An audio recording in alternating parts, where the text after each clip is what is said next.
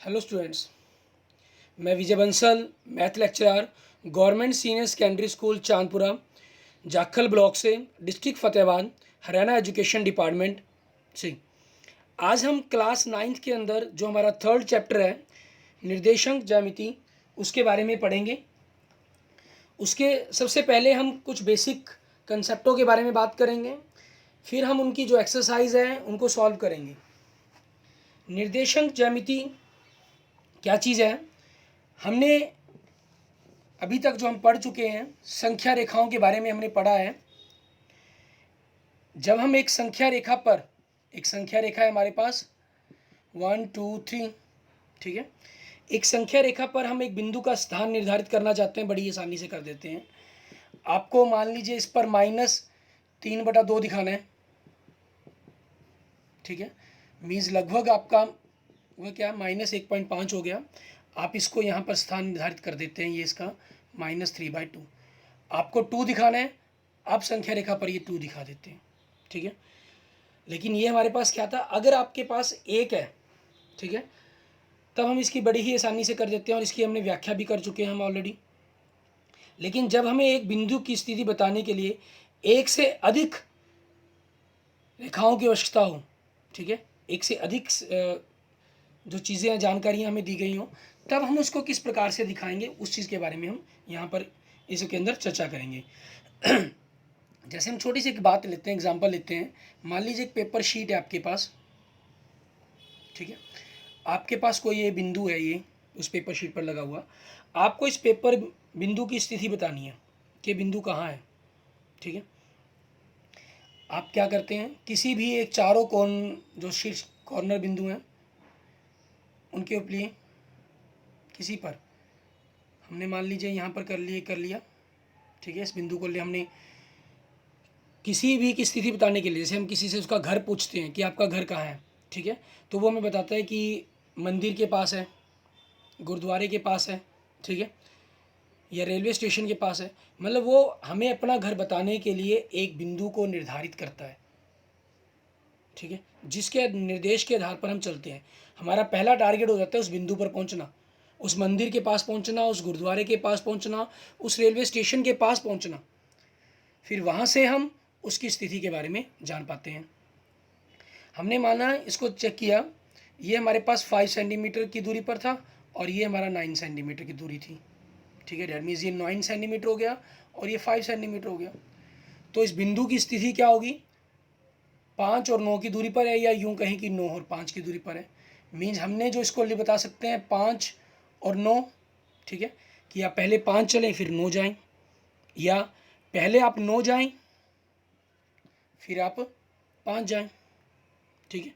इस तरीके से इनको हम ब्रैकेटों के अंदर लिख लेते हैं, क्योंकि जो निर्देशांक हैं उनको हम ब्रैकेटों के अंदर लिखते हैं। लेकिन यहाँ पर एक क्वेश्चन अराइज हो गया कि हम इसको लिखें किस ढंग से, 5 9 सही है या 9 5 सही है। ऐसे ही हम एक क्वेश्चन और अराइज करते हैं, इसी पर हम बात करते हैं। मान लीजिए आपका ये टेबल है, ठीक है, आपकी टेबल है। उस टेबल पर क्या है, आपका एक टेबल लैंप पड़ा है यहाँ पर, वही स्थिति है आपकी। आप सबसे पहले उसका एक कॉर्नर जो शीर्ष है उसको निर्धारित करेंगे। उस शीर्ष के अकॉर्डिंग आप उसकी सिचुएशंस को देखने की कोशिश करेंगे कि क्या है। मान लीजिए आपने इस शीर्ष को यहाँ कर लिया, ठीक है। यहाँ पर करने के बाद आपके पास चॉइस है, आप इन दूरियों को कितना मानते हैं, इसमें कोई प्रॉब्लम नहीं है कि आपने कितना लिया कितना नहीं लिया, ठीक है। मान लेते हैं हम इसको 30 सेंटीमीटर ले लेते हैं, इसको 40 सेंटीमीटर ले लेते हैं, ठीक है। अब दोनों ही सिरों पर मेज एक समतल आकृति थी हमारे पास, और ये एक बिंदु था जो जिसको हमने लैंप पोस्ट था उसको एक बिंदु की तरह मान लिया। हमने दोनों तरफ से उसकी दूरियों को मापा 30 और 40 सेंटीमीटर। मीन्स अब इस बिंदु से हमारे पास वही क्वेश्चन अराइज होता है कि पहले हम 30 सेंटीमीटर चलें फिर 40 चलें, या पहले 40 चलें फिर 30 चलें। क्योंकि ये 40 है तो ये भी 40 होगा, ये 30 तो ये 30 होगा। मीन जो इसके निर्देशांक है वो 40 30 लिखे जाएं या 30 40 लिखे जाएं, ठीक है। या यूं कहें कि हम इनको इस रूप में लिख सकते हैं, क्योंकि अभी तक हमें पता नहीं है ना, हमें लिखने के ढंगों के बारे में जानकारी नहीं है, तो हम इसको 40 30 या 30 40 के रूप में लिख सकते हैं, हम ये कह सकते हैं, ठीक है। लेकिन यदि हमारे पास, यदि हम बात करें, हमें एक ऐसी स्थिति दी गई हो मान लीजिए टेबल्स या कुछ छोटे छोटे कमरे बने हुए हैं आपके, मान लेते हैं ये, ठीक है। इन छोटे छोटे कमरों के अंदर आपके पास ये छोटे छोटे लाइंस खींच ली गई हैं जिनसे ये छोटे छोटे कमरों के रूप में बदल गए। इनको हम यहाँ पर स्तंभ कह देते हैं और ये हमारी पंक्ति होगी, ठीक है। अब कोई इस जगह पर बैठा है, कोई स्टूडेंट, उसकी स्थिति मापनी हमें क्या होगी। हम यहाँ से देखते हैं 1 2 3 4 5 6 7 8 9, यहाँ से 1 2 3 4 5, ठीक है। तो इसकी स्थिति वही चीज़, 5 स्तंभ और 5वें स्तंभ में और तीसरी पंक्ति में बैठा है वो, ठीक है। हमने कोई और स्थिति जांचनी है, ये जी देख लीजिए।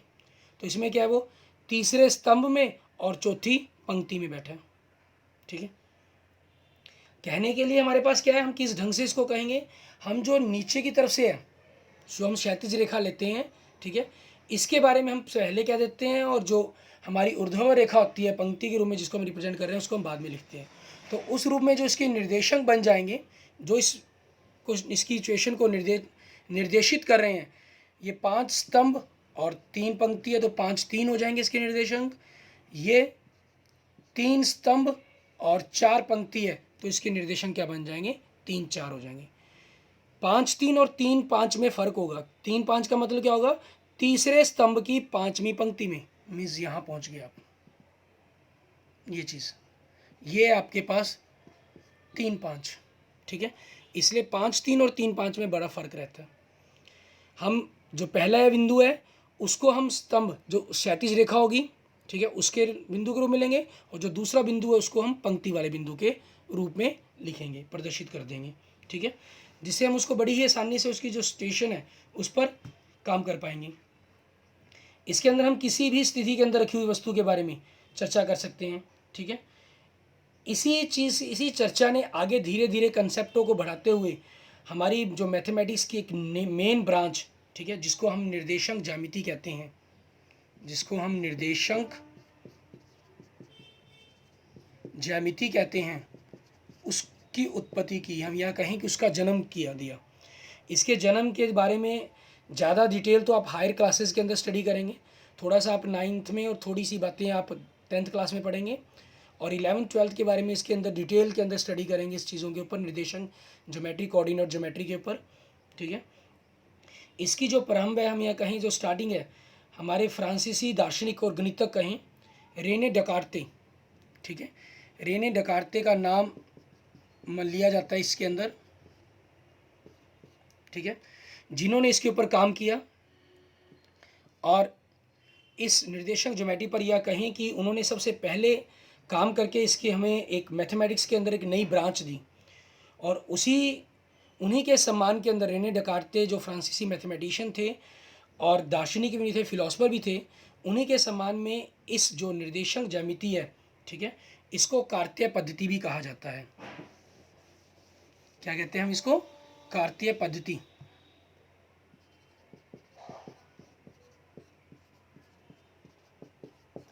मीन्स हम यूँ कह सकते हैं कार्टेशियन सिस्टम। जैसे आपको पहले कह चुका हूँ, इसकी जो डिटेल है वो आप हायर क्लासेस के अंदर पढ़ेंगे, ठीक है। निर्देशांक ज्यामिति, निर्देश अंक मीन्स अंकों को निर्देशित करते हैं, उनकी सिचुएशंस के बारे में बताता है। बड़ा ही इंपॉर्टेंट टॉपिक है ये, हमें देखने के अंदर लगता है कि कुछ भी नहीं है, लेकिन पूरी जो फोटोग्राफी का सिस्टम है, अगर आपको मैं एक छोटा सा एग्जांपल दूं, फोटोग्राफी का जो पूरा सिस्टम है वो कार्टेशियन सिस्टम के ऊपर डिपेंड करता है। हम समुंदर के अंदर जा रहे हैं, हम हवाई जहाज़ उड़ा रहे हैं, वहाँ ट्रिकोमेट्री का जो सिस्टम है, एंगल सिस्टम है, उसके साथ साथ कार्टेशियन सिस्टम भी हमें बताता है कि हम किस जगह पर हैं।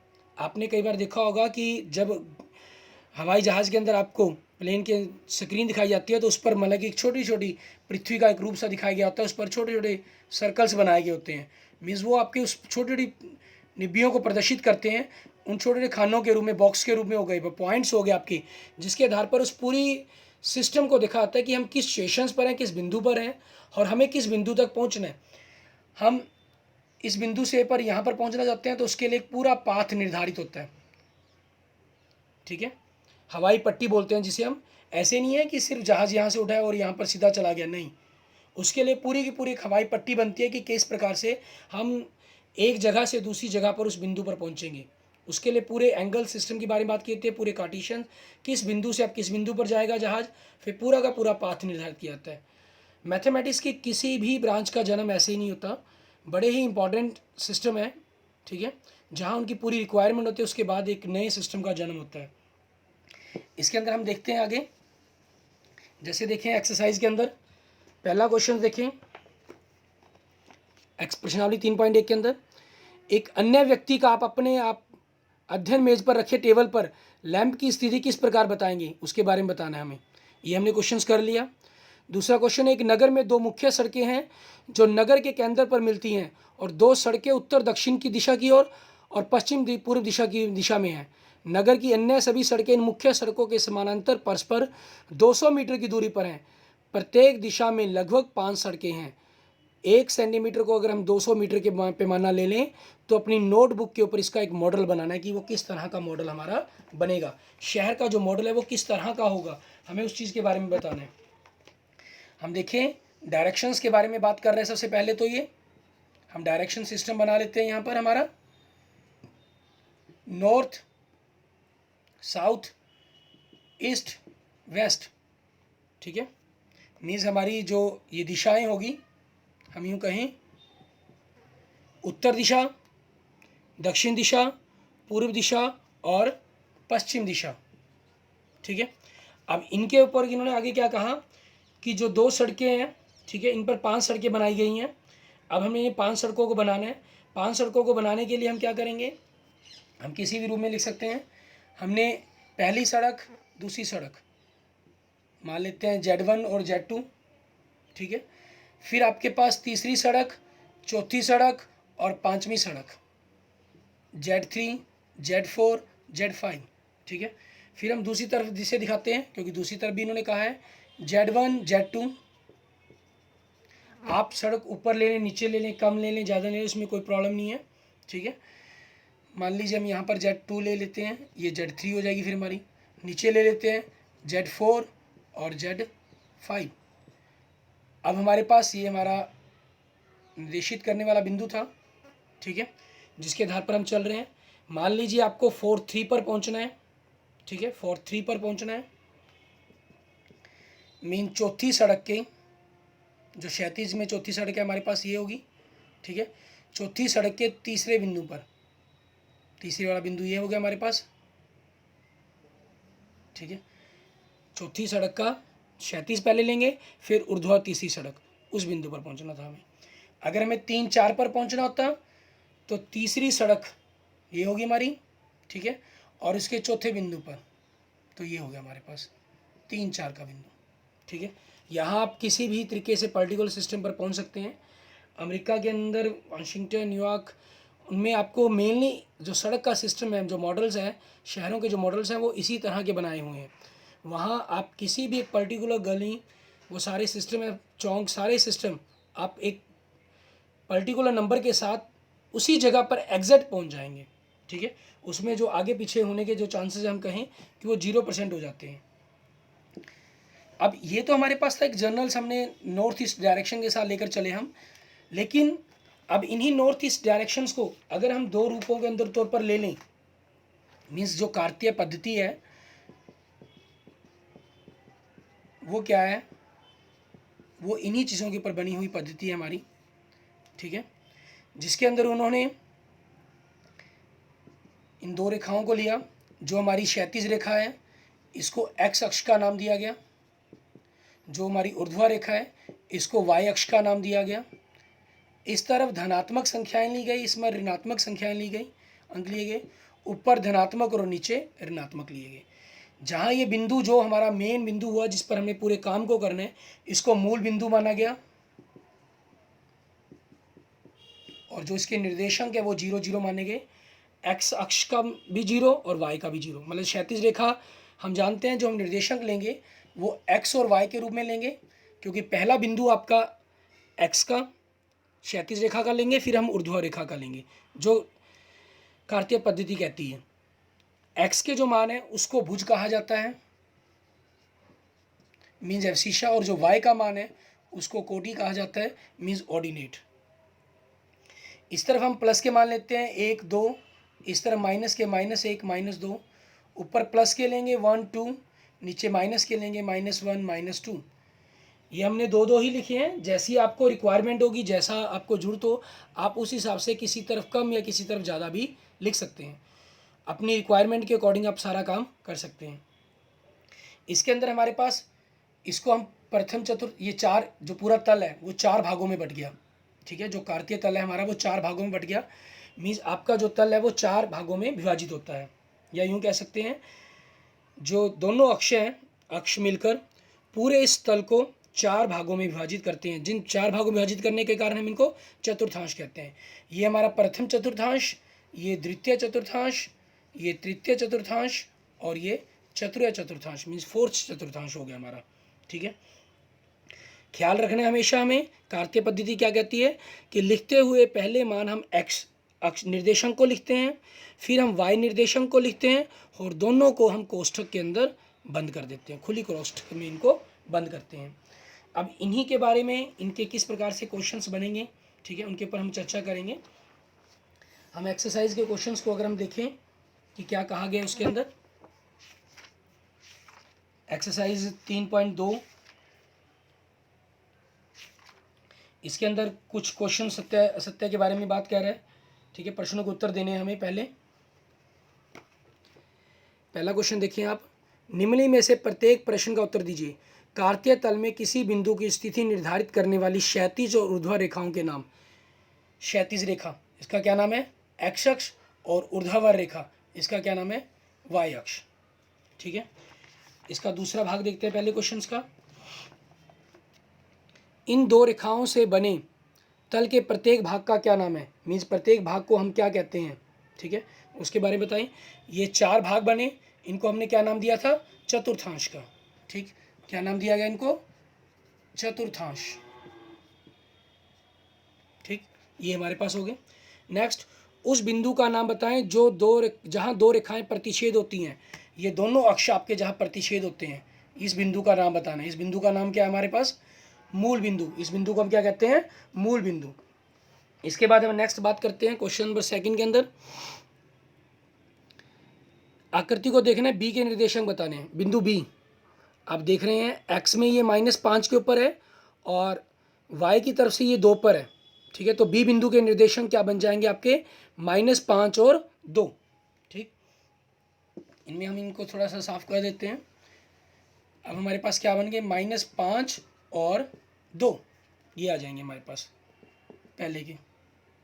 दूसरा क्वेश्चन, एक्सरसाइज 3.2। दूसरा देखिए, सी के निर्देशांक बताना है। बिंदु सी देखें, ढूंढने कहाँ है हमारे पास, ये हमारे चौथे चतुर्थांश में नीचे दिखाई दे रहा है। इसमें भी क्या करेंगे, पहले एक्स वाले बिंदु को देखेंगे कि एक्स वाले बिंदु में ये कहाँ है हमारे पास। ये देखिए आपके 5 वाले बिंदु से नीचे आ रहा है और इस तरफ से -5 के सामने है। तो जो सी बिंदु है उसके निर्देशांक क्या बन जाएंगे आपके पास, 5 -5। पहले एक्स के फिर वाई के लिखेंगे हम। आगे इसके तीसरे भाग के लिए देखते हैं क्या कह रहे हैं हमें। तीसरे भाग में देखें क्वेश्चन में क्या कह रहे हैं, निर्देशांक -3 -5। -3 मतलब x का मान -3 और y का मान -5। -3 और -5 दोनों आकर बिंदु कहाँ पर मिल रहे हैं, ई पर। हमें यहाँ पर बिंदु का नाम देना था, वो बिंदु क्या हो गया हमारा, ई हो गया, ठीक है। नेक्स्ट हमें निर्देशांक 2 -4, x का मान 2 हमारे पास ये हो गया, ठीक है। और 4 सॉरी -4 नीचे की तरफ यहाँ गया। ये दोनों कहाँ मिल रहे हैं हमारे पास, बिंदु जी पर। तो इसका नाम क्या हो जाएगा हमारे पास, बिंदु जी, ठीक है। नेक्स्ट आगे देखेंगे 5वां भाग, बिंदु डी का भुज। बिंदु डी देखें कहाँ है आपके प्रथम चतुर्थांश में, इसका भुज बताना है, मीन सर्किल एक्स का मान बताना है। और ये डी वाला बिंदु किसके ऊपर है, 6 के ऊपर। तो इसका जो भुज है वो हमारे पास क्या हो गया, 6, ठीक है। नेक्स्ट देखते हैं हम 6वां भाग इसका। इसमें क्या कह रहे हैं, बिंदु एच की कोटि। एच बिंदु देखें कहाँ है हमारे पास, ये हमें तीसरे निर्देश चतुर्थांश में दिखाई दे रहा है। इसकी कोटि बतानी है। ये x -5 पर और b y से -3 के सामने है। तो जो कोटि है वो y का मान होता है, वो कितना है हमारे पास यहाँ पर -3, ठीक है। तो आपके पास y क्या हो गया, -3 कोटि, ठीक है, ये हो जाएगी आपकी। नेक्स्ट आगे देखते हैं हम इसका 7वां भाग, उसमें क्या कह रहे हैं हमें, बिंदु L के निर्देशांक, L बिंदु ढूंढेंगे हम, कहाँ है हमारे पास, L बिंदु को ढूंढे, बिल्कुल सही, y अक्ष के ऊपर है, y अक्ष के ऊपर देखिए हमारे पास कहाँ है, ये 5 के ऊपर, और y अक्ष के ऊपर है, तो यहाँ ध्यान रखें आपका x का मान क्या होगा 0 और y का मान क्या होगा 5, ये आ जाएगा हमारे पास। नेक्स्ट देखेंगे बिंदु M, बिंदु M देखें, M बिंदु कहाँ है, बिल्कुल सही, x एक्सिस के ऊपर -3 की जगह पर, तो इसमें x का मान तो -3 हो गया, लेकिन ये y अक्ष के ऊपर ही है, तो इसके लिए इसका y का मान क्या हो जाएगा 0, ठीक है। तो y का मान हमारे पास क्या बन जाएगा यहाँ पर 0। इसके साथ हम कुछ अपनी नेक्स्ट एक्सरसाइज के बारे में देखते हैं और उनके कुछ छोटे क्वेश्चंस पर भी बात करेंगे कि किस प्रकार से हम इनको बनाएंगे, किस प्रकार से हम इनको कर सकते हैं। एक्सरसाइज 3.3 के अंदर इसमें सिर्फ कार्तीय तल पर दिखाने के लिए कहा गया है आपको।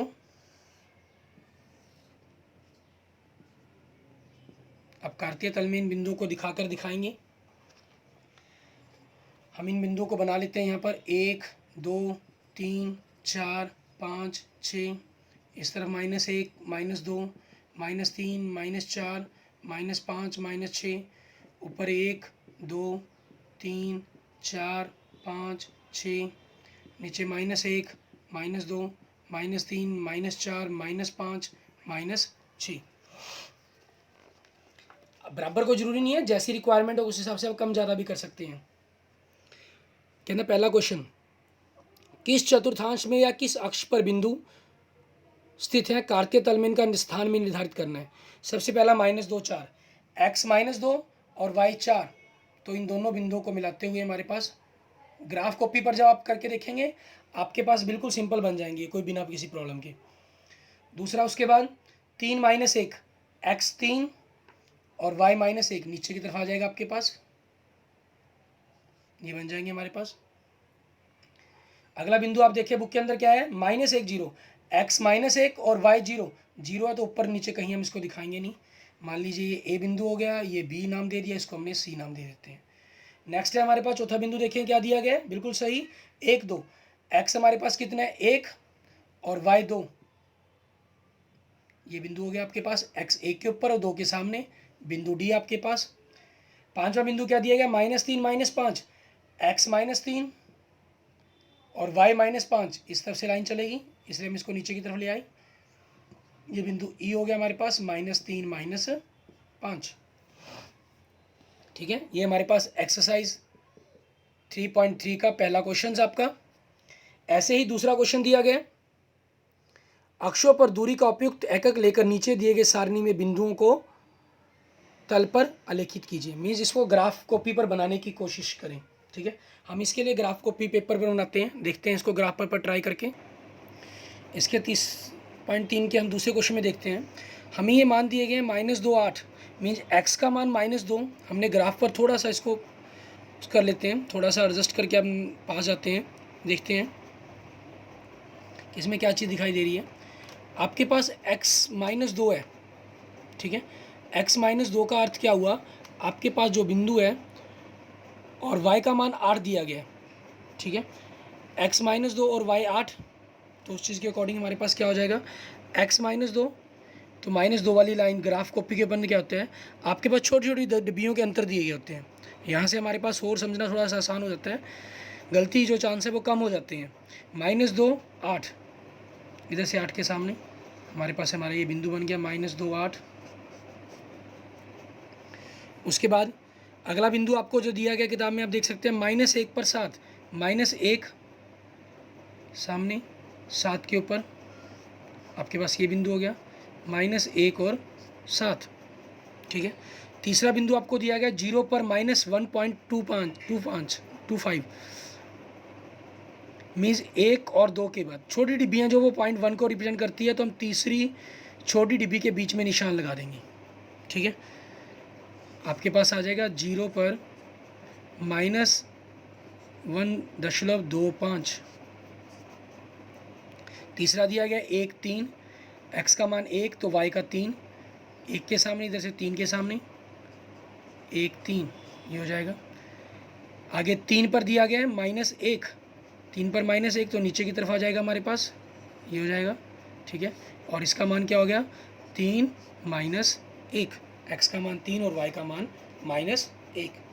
इस प्रकार से हमारे पास जो ये पूरी एक्सरसाइज है 3.3 ये सारी कंप्लीट हो जाती है। हमें जो निर्देशांकों के बारे में जो बातें हैं वो समझ में आ जाती हैं। इसके साथ हम यहाँ थोड़े से कुछ छोटे क्वेश्चंस पर बात करते हैं, कुछ ऑब्जेक्टिव टाइप क्वेश्चंस पर बात करते हैं, जिससे हमारे इस कंसेप्ट को थोड़ा सा समझने में और हमारी आसानी हो।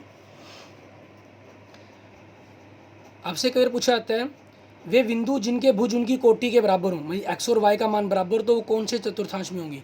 मीन्स 1 1 ये वाला बिंदु हो गया, 2 2, 3 3, तो ये हो गए -1 -1, -2 -2, तो ये कौन सा हो गया, एक पहला और एक तीसरा, ठीक है। तो इसका आंसर क्या हो जाएगा सी, चतुर्थांश 1 और 3 में। बिंदु -3 5 स्थित है, -3 5, x का मान -3 और y का 5 यहाँ आ जाएगा आपके पास। इसमें ख्याल रखें क्योंकि x का मान यहाँ देखो प्लस का है और y का भी प्लस का है, तो इसमें प्लस प्लस वाले आते हैं। इसमें x का मान यहाँ माइनस है और y का मान प्लस है, तो इसमें जो आते हैं वो माइनस प्लस वाले आते हैं। तीसरे में देखें x माइनस का और y भी माइनस का, तो इसमें जो आएंगे वो माइनस माइनस वाले होंगे, ठीक है। और इसमें देखें x प्लस का और y आपका नीचे है तो वो माइनस का है, तो इसमें जो भी आएंगे वो प्लस माइनस वाले होंगे, ठीक है। तो इसलिए -3 5 कौन से में आ गया हमारे पास, ये दूसरे में। दूसरे चतुर्थांश में किस तरह के निशान होंगे, वही हमने ऊपर कर चुके हैं, माइनस प्लस के निशान होंगे इसके अंदर हमारे पास, ठीक है। इसके अंदर हमारे पास जो निशान रहेंगे वो माइनस प्लस के ही आएंगे। आगे बात करते हैं हम, द्वितीय चतुर्थांश हो गया था पहले का बी, दूसरे का हमारा सी होगा, तीसरे का 0 -7, 0 x का मान 0 है, x का मान 0 है तो वो y अक्ष के ऊपर होगा हमारे पास, ठीक है, सी आ जाएगा। -10 0, x का मान -10 है और y का मान 0 है, तो वो क्या होगा हमारे पास x अक्ष के ऊपर होगा। तीसरा y अक्ष के ऊपर था हमारा, सी आंसर। और चौथे का क्या आ गया x अक्ष के ऊपर, लेकिन इन्होंने कहा है x अक्ष की ऋणात्मक या ऋणात्मक, ए ऑप्शन हो जाएगा यहाँ पर, हमें ख्याल रखना होगा। x अक्ष पर स्थित सभी बिंदुओं का भुज कितना होता है, जो x अक्ष पर होते हैं, कोई भी संख्या हो सकती है उनकी, कुछ भी हो सकता है, लेकिन y का जो कोटि का मान है वो 0 होगा। x अक्ष पर स्थित सभी बिंदुओं की कोटि कितनी होगी, 0। यहाँ पर ये क्लियर है कि हमारे पास वो 0 होगी। नेक्स्ट आगे देखते हैं हम क्वेश्चंस, ऑब्जेक्टिव टाइप कुछ क्वेश्चंस और देखते हैं, बड़ी ही हेल्प रहेगी आपकी इन क्वेश्चंस को करने के अंदर। वह बिंदु जहां दोनों निर्देशांक अक्ष के मिलते हैं कहलाता है, दोनों मिलते हैं उसको मूल बिंदु कहते हैं। क्या कहते हैं, मूल बिंदु। वह बिंदु जिसके दोनों निर्देशांक ऋणात्मक हो, दोनों ऋणात्मक किसके अंदर है, तीसरे चतुर्थांश के अंदर, ठीक है, वो हमारे पास क्या आ जाएगा, तीसरा चतुर्थांश हो जाएगा। ये 4 बिंदु दिए गए हैं, ये बताना है कि कौन से चतुर्थांश के अंदर होंगे ये, पहला प्लस दूसरा माइनस, पहला प्लस दूसरा माइनस, पहले 3 तो सेम है, चौथे अलग अलग हैं, तो इसका आंसर क्या बन जाएगा हमारे पास, ये एक ही चतुर्थांश के अंदर हो सकते हैं, नहीं हो सकते। अगर चौथे में भी आपका -3 प्लस का होता तो फिर ये किसी एक चतुर्थांश में होते, फिर हम देखते कि कौन से में होंगे, फिर इसको हम ढूंढने की कोशिश करते हैं। 10वां क्वेश्चन, यदि किसी बिंदु का y निर्देशांक 0 है तो वह सदैव बिंदु होता है, y 0 हुआ तो वो x अक्ष के ऊपर होगा। कहाँ होगा वो, हमेशा x अक्ष के ऊपर होगा। ये 2 बिंदु दिए गए, ये कहाँ होंगे हमें ये बताना है इसके अंदर, x -5 y प्लस का, ये कहाँ बनेंगे, -5 और +2 और प्लस का और माइनस का, हमें इनके बारे में जानकारी देनी है कि ये कहाँ बनेंगे। देखिए बताएं आप, सोचें बिल्कुल, x माइनस का और y प्लस का, तो ये दूसरा चतुर्थांश आ गया हमारे पास, और उसके बाद x प्लस का और y माइनस का, ये हमारे पास चौथा आ गया, तो दूसरा और चौथा चतुर्थांश। मीन्स हमारा आंसर क्या बन जाएगा, सी ऑप्शन। यदि किसी बिंदु P की x अक्ष से लंबिक दूरी 5 मात्रक है और इस लंब का पाद एक्स अक्ष की ऋणात्मक दिशा पर स्थित हो तो बिंदु का मान क्या होगा। वेरी गुड, बहुत अच्छा क्वेश्चन है आपका ये। देखें, सोचें, विचार करें इस पर क्या हो सकता है आपके पास। बिल्कुल सही, y निर्देशांक होगा 5 या -5। बिल्कुल सही सोचा आपने। नेक्स्ट 13वां क्वेश्चन देखें। ये 4 बिंदु दिए गए हैं, इनको लिखित करते हुए बताना कि क्या बने, कैसे आकृति बनेगी। ये बंद करके आप बनाकर देखेंगे तब आपको क्लियर हो जाएगा। इसकी जो आकृति है, जो देखने में मुझे महसूस हो रहा है वो आयत की तरह महसूस हो रही है, पर बनाकर देखेंगे आप। 14वें क्वेश्चन में आपको 4 बिंदु दिए गए हैं और 1 2 P Q R S T 5 बिंदु दिए गए हैं।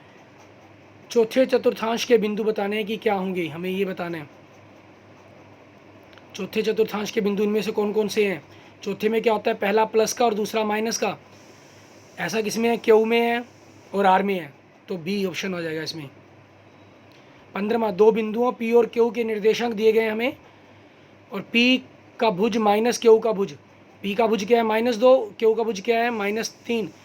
-2 में से -3 को घटाएंगे तो क्या आएगा, माइनस माइनस प्लस हो जाएगा हमारे पास। हमें -2 में से -3 को घटाना है तो माइनस माइनस